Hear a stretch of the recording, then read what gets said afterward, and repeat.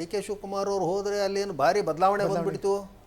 D K Shivakumar ಬಂದಿದ್ದಾರೆ, ಪಾಪ ಇಲ್ಲ ನಾವು ಏನಂತಾರಪ್ಪ ಅಂದ್ರೆ ಅದಕ್ಕೆ ಮಾಫಿ ಮಾಡಿಬಿಡ್ತೀವಿ, ನಿಮ್ಮದು ಯಾವುದೇ ರೀತಿಯಿಂದ ನೀರು ಬಿಡಬೇಕಾಗಿಲ್ಲ ಅಂತಕ್ಕಂಥದ್ದು, ನಾವು ಆರ್ಡರ್ ವಾಪಸ್ ತೊಗೊತೀವಿ ಅಂತೇಳಿ ಅದೇನು ಹೇಳಲ್ಲ.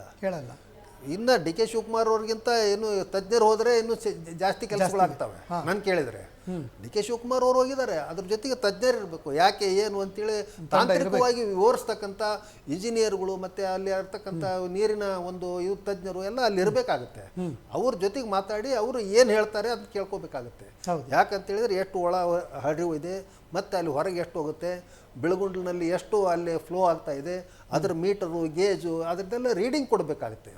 ಕೊಟ್ಟು ಇವತ್ತು ಕಡಿಮೆ ಆಗಿದೆ ಮಳೆ ಎಷ್ಟರ ಮಟ್ಟಿಗೆ ಕಡಿಮೆ ಆಗಿದೆ ಮತ್ತು ನಮಗೆ ಇನ್ನು ಉಳಿದದ್ದು ಸ್ವಲ್ಪ ನೀರು ಉಳಿತದೆ, ಅದಕ್ಕೇನಂತ ಹೇಳಿದ್ರೆ ನಾವು ಮುಂದೆ ಏನು ಮಾಡಬೇಕು ಅಂತಕ್ಕಂಥದ್ದು ಇದೆಲ್ಲ ಚರ್ಚೆ ಮಾಡಬೇಕು. ಆಗಲೇ ನಾನು ಮುಂಚೆ ಸುಮಾರು ಬಾರಿ ಇದನ್ನು ಚರ್ಚೆ ಮಾಡಿದ್ದೀನಿ ನಾನು, ಕಾವೇರಿ ವಿಷಯ ಏನಿದೆ ಅಂತೇಳಿ. ಅದ್ರೊಳಗಡೆ ಸುಪ್ರೀಂ ಕೋರ್ಟಿಗೆ ಹೋದರೂ ಕೂಡ ಎಲ್ಲೇ ಹೋಗಲಿ ಇವರು ಅದು ಅವ್ರಿಗೆ ಆ ಬಂಧನ ಇದೆ. ಆ ಒಂದು ಚೌಕಟ್ಟಿನಲ್ಲೇ ಅವ್ರು ಏನಂತಂದ್ರೆ ಬಡದಾಡ್ಬೇಕು ಅಷ್ಟೇ ಹೊರತಾಗಿ ಬೇರೆ ಅದಕ್ಕೆ ದಾರಿ ಇಲ್ಲ.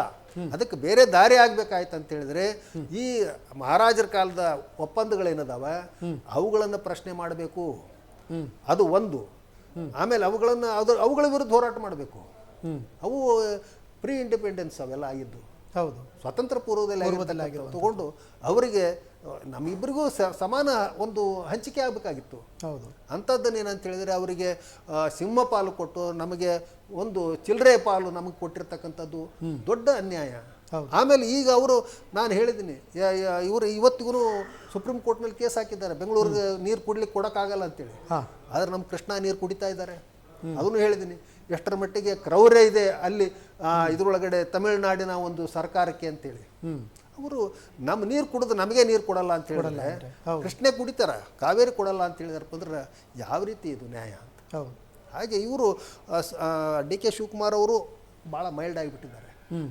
ಯಾಕಂತೇಳಿ ಗೊತ್ತಿಲ್ಲ, ಅವರು ಎಲ್ಲ ನಾವೆಲ್ಲ ಅಣ್ಣ ತಮ್ಮರ ಥರ ಇರಬೇಕು ಅದು ಇದು ಏನೇನು ಹೇಳ್ತಾ ಇದ್ದಾರೆ. ಅಪ್ರಾಯೋಗಿಕ ಅವೆಲ್ಲ ಇದು ರಾಜಕೀಯದಲ್ಲಿ ಕೆಲಸಕ್ಕೆ ಬರಲ್ಲ. ಯಾಕಂತ ಹೇಳಿದ್ರೆ ಅಣ್ಣ ತಮ್ಮರು ಅಂತ ಹೇಳಿದ್ರೆ ಅವರು ಅಣ್ಣ ತಮ್ಮರ ಟೈಪ್ ಇರಬೇಕಾಗುತ್ತೆ. ಅವ್ರಿಲ್ಲ ಅಂತ ಹೇಳಿದ್ರೆ ಅವ್ರು ನಮಗೆ ನೀರೇ ಕೊಡಲ್ಲ ಅಂತ ಹೇಳಿದ್ರೆ ಅಣ್ಣ ತಮ್ಮರು ಅಂತ ಹೆಂಗೆ ತಿಳ್ಕೊಬೇಕು? ಅವ್ರು ನೀರೇ ಕೊಡಲ್ಲ ಅಂತ ಹೇಳ್ತಾ ಇದ್ದಾರೆ. ಅವರು ಸ್ಪಷ್ಟವಾಗಿ ಹೇಳ್ತಾ ಇದ್ದಾರೆ ನಮ್ಮ ಅಣ್ಣ ತಮ್ಮರು ನೀವಲ್ಲ ಅಂತೇಳಿ. ಇವ್ರು ಮಾತ್ರ ಹೇಳ್ತಾ ಇದ್ದಾರೆ.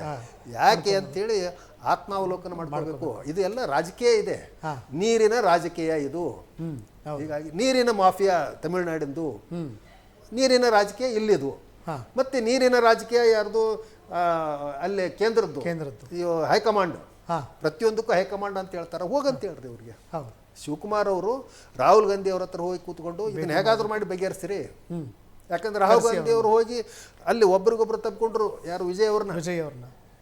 ಹೌದು, ಅದಕ್ಕೆ ಏನು ಅವ್ರು ಕರಿಲಾರ್ದನೇ ಹೋಗ್ಬಿಟ್ರು ಅವರು. ಹೌದು, ಹೋಗಿ ಹತ್ಕೊಂಡು ಎಲ್ಲ ಮಾಡಿ ಒಂದು ಇದು ಮೈತ್ರಿ ಸರ್ಕಾರ ಮಾಡಿದ್ದಾರೆ. ಇವತ್ತು ದೊಡ್ಡ ಒಂದು ಬೆಂಬಲವನ್ನು ಇವತ್ತು ಕೊಟ್ಟಿದೆ, ನಾವು ಕೊಟ್ಟಿದ್ದೀವಿ. ಅದಕ್ಕೆ ಕರ್ನಾಟಕದ ಪರವಾಗಿ ಅದರ ಮೇಲೆ ಒತ್ತಡ ಹಾಕಿ ಅಂತೇಳಿ ಶಿವಕುಮಾರ್ ಅವರು ಹೇಳ್ಬೋದು. ಅವ್ರಿಗೆ ಬಾಯಿ ಬಿಡಿಸ್ಬೋದು ಯಾರನ್ನ? ರಾಹುಲ್ ಗಾಂಧಿ ಅವ್ರನ್ನ. ರಾಹುಲ್ ಗಾಂಧಿ ಅವರು ಮಾತೇ ತೆಗಿತಾ ಇಲ್ಲ ಇದ್ರ ಬಗ್ಗೆ, ಎಲ್ಲದ್ರ ಬಗ್ಗೆ ಮಾತಾಡ್ತಾರೆ. ಇಂಥದ್ದು ಇಲ್ಲ ಅಂತೇನಿಲ್ಲ, ಇಡೀ ಜಗತ್ತಿನ ಬಗ್ಗೆ ಎಲ್ಲ ಮಾತಾಡ್ತಾರೆ ಅವರು. ಕರ್ನಾಟಕದ ಕನ್ನಡಿಗರ ರೈತರ ಒಂದು ಕಾವೇರಿ ಬಗ್ಗೆ ಮಾತ್ರ ಒಂದೇ ಒಂದು ಹೇಳಿಕೆ ಇಲ್ಲ ಅವ್ರದ್ದು. ಹೇಳಂತ ಹೇಳ್ಬೇಕು ಅವ್ರಿಗೆ.